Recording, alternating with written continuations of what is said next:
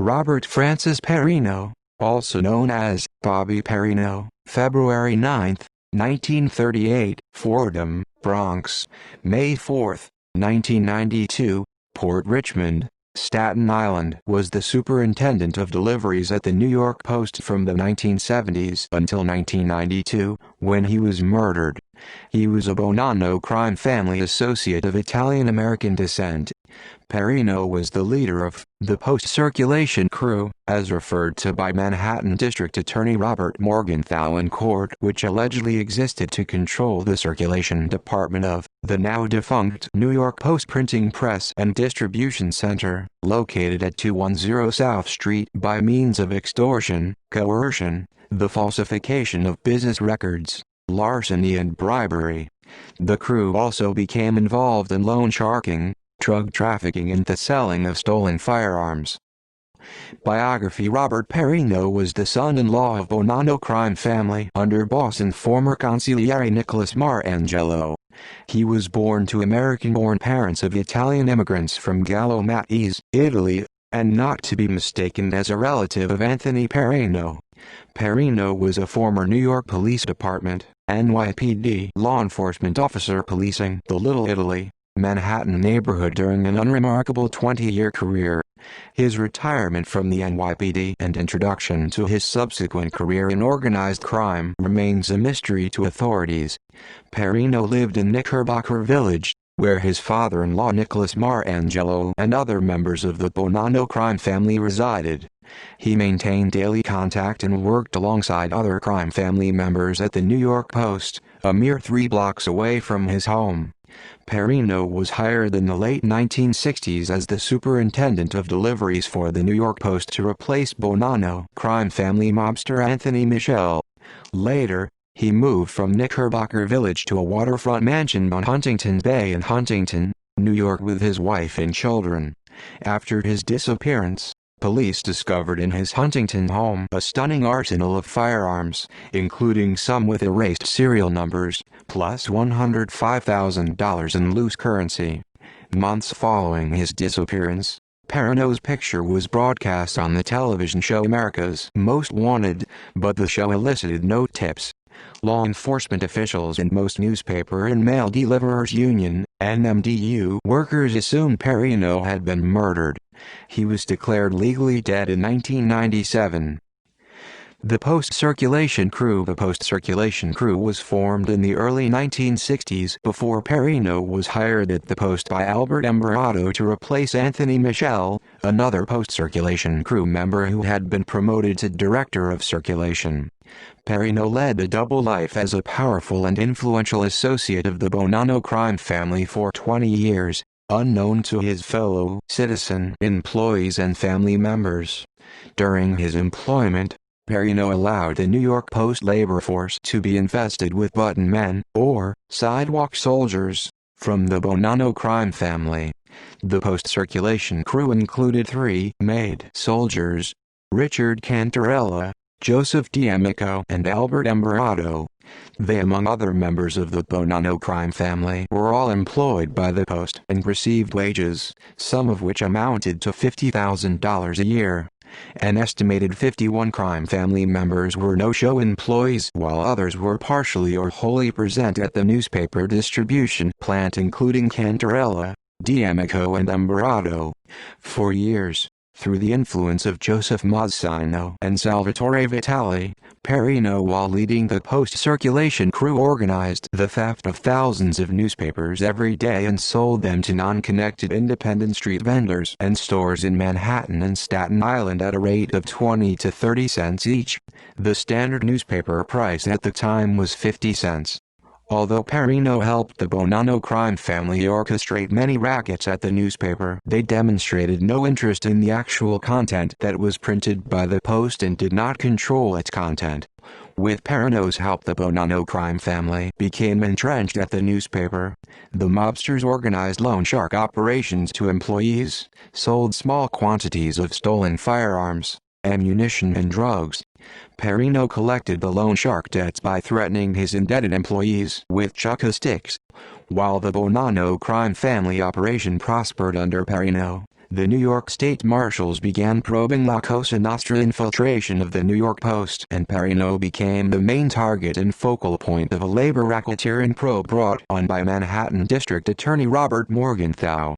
As the investigation came to show promise, the U.S. Marshals planted a transmitter in Perrino's office at the distribution plant. While Perrino was superintendent of distribution, he employed the post-circulation crew that consisted of truck drivers, Richard Cantarella, Paul Cantarella, Frank Cantarella, Joseph D'Amico, Albert Embrato, Vincent DiSario, Gerard Bilboa, Anthony Vitale, John Vespasiano, NMDU business agent for the New York Post, Douglas Lachance, former NMDU president, Anthony Terzio, John Vespasiano, NMDU business agent for the New York Post, Michael Diana, NMDU business agent, John Nobile, Armando de Costanzo, Leo D'Angelo, general foreman at Metropolitan News Company, James Galante, John Piervincenti, assistant foreman, Thomas Carrube, assistant foreman, Michael Alvino, NMDU president from 1989 to 1991, Joe Torre, Citywide News Corporation business agent, Anthony Michel, director of circulation, Gerard Bilboa, newspaper foreman, Corey Ellenthal, newspaper foreman, Michael Fago, newspaper foreman, and for a short period of time, Salvatore Vitale's youngest son, and Anthony Vitale, who worked as a delivery truck drivers. Relationship with the Mafia. Richard Cantarella and Robert Perrino spoke freely in his office about racketeering matters. He was also a close friend of Bonanno crime family capo Albert Embrato. A wire transmitter in Perrino's office caught saying to Richard Cantarella, as reported in the Village Voice's article, "The newspaper racket. Tough guys and wise guys in the truck drivers union. Al Walker's the smartest guy in the whole Bonanno family, and he's the toughest fucking guy." Perrino was in regular contact with Bonanno crime family under boss Salvatore Vitale, to whom he handed over the weekly proceeds from their racketeering ventures. When law enforcement finally came down on the newspaper's crooked workforce, Perrino was not arrested or indicted, although Bonanno crime family members and several others were caught in the sting operation, making Salvatore Vitale nervous. A secret video camera placed in Perrino's office in late 1991 caught Perrino discussing his important role in the Bonanno crime family.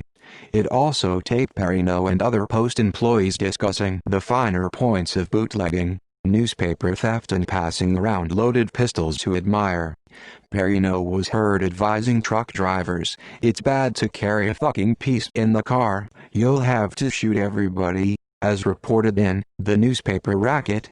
Tough guys and wise guys in the truck drivers union in the Village Voice. Although Salvatore Vitale had not been named in the initial indictments, he thought that Perrino could become an informant because of his immense involvement with the rackets at the New York Post. Perrino's father-in-law, Nicholas Marangelo, was incarcerated for racketeering as a result of the Donnie Brasco investigation at the time of his execution. Two of Perrino's executive co-workers, including his friend director of circulation, Anthony Michel, pleaded guilty to racketeering. A number of Bonanno crime family-connected members of the newspaper Mail Deliverers Union later pleaded guilty to a variety of charges and were imprisoned at Rikers Island. Salvatore Vitale suggested that Richard Cantarella replace Perrino shortly before the racketeering investigation was revealed. Botched Execution. Richard Cantarella told Perrino that he needed to attend a meeting and discuss the case against the Bonanno crime family and the investigation of their infiltration of the New York Post.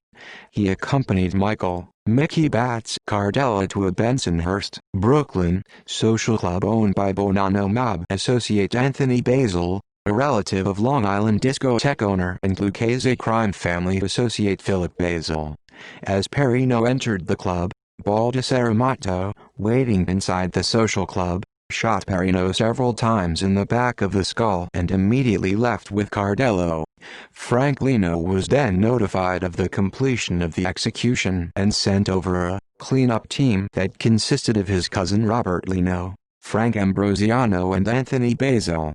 Upon entering the club, The trio were shocked to discover that Perrino was still alive, and one of the team stabbed Perrino to death with an ice pick to the chest. Frank Lino, angered at the botched execution, would later tell Salvatore Vitali and Joey Mazzino, "The rise and fall of the last Godfather, tell the guy that did the shooting to make sure that next time that the victim was dead." Perrino's car was later recovered nearby with a parking ticket in the windshield. According to The Last Godfather, the men wrapped Perrino's corpse in a carpet and drove to a construction company, Commercial Brick, located at 98 Jewett Avenue in Port Richmond, Staten Island, owned by Anthony Basil, and buried him underneath the cement floor of the store. Several weeks later, one of his limbs was said to have risen up from the floor, making the mobsters dig a deeper grave. Years later, Anthony Basil was indicted on drug trafficking charges. Salvatore Vitali and Joseph Mazzino feared Anthony would become an informant and reveal Perrino's gravesite. His remains were removed from the cement floor and buried again. The New York Post labor racketeering investigation after the disappearance and later confirmed murder of Perrino. Only a handful of Bonanno crime family members and associates involved in the News and Mail Deliverers Union were incarcerated for racketeering at Rikers Island. Many of those convicted in the Robert Morgenthau probe went back to work at the New York Post, some elevated to management positions following their release. Albert Embarato was recruited as a potential partner by former New York Post owner Steve Hoffenberg. Bonanno crime family mobster Armand de Costanza went on disability leave from the newspaper, but his allies retained influence when the Daily News moved its plant to Jersey City, where Douglas Lachance, a close friend of Perrino and Albert Embarato, was named circulation manager.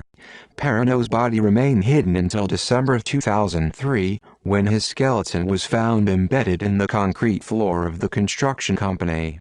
He had been shot multiple times in the head. Richard Cantarella, Frank Ambrosiano, Baldassare Matto, Frank Lino and Robert Cardello were all convicted of the murder. Bonanno crime family Don Joseph Mazzino was not indicted for involvement in Perrino's murder because he was in prison at the time. At the trial, Perrino's daughter, Nicola Langora, testified that on the night Perrino disappeared, that she ate pizza at their home and watched the movie All Dogs Go to Heaven on television with his granddaughter. "I asked him why he was in a hurry, and he said he had to meet somebody in Brooklyn," Langora testified. "I asked him who he had to meet, and joking around he said, 'What's the matter, are you writing a book?' That was the last time she saw her father." Hitmen convicted after an 8-week trial on October 27, 2006, Bonanno crime family capo Baldassare Matto, a cousin of Bonanno crime family capo Cesare Bonventre, and Bonanno crime family mob associates Stephen Locardo and Anthony Basil, were convicted of murdering Robert Perrino, Joseph Pluttia and Sebastiano DeFalco along with racketeer-influenced and corrupt organizations act charges. The government's case was tried by Assistant U.S. District Attorneys John Beretta, Jeffrey A. Goldberg and Andrea Goldberg. Trivia: after Perrino was indicted for fraud and racketeering, he was represented by the criminal attorney Matthew Marie. In 2004, Marie would represent Richard Cantarella, one of Perrino's accused executioners. During the Perrino murder trial, Marie argued that his client had nothing to do with Perrino's murder. Cantarella was found not guilty.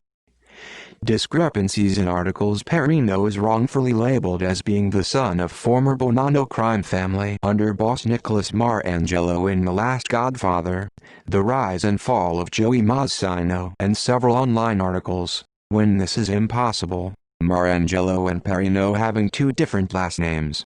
In Simon Criddle's book, he also mistakenly changes Perrino's name to Anthony Perrino. Perrino is sometimes labeled as a mobster with the Bonanno crime family, which is false because of his history working with law enforcement. References: The United States Attorney's Office, Eastern District of New York Public Affairs Officer, July 12, 2006. Criddle, Simon, The Last Godfather, The Rise and Fall of Joey Mazzino. Berkeley, March 7, 2006 ISBN 0-425-20939-3. External links: The People of the State of New York, v. Richard Cantarella, Frank Cantarella, Anthony Michel, Vincent DiSario, Corey Ellenthal, Michael Fago, Gerard Bilboa, Anthony Terzio. People v. Newspaper and Mail Deliverers Union of New York and Vicinity.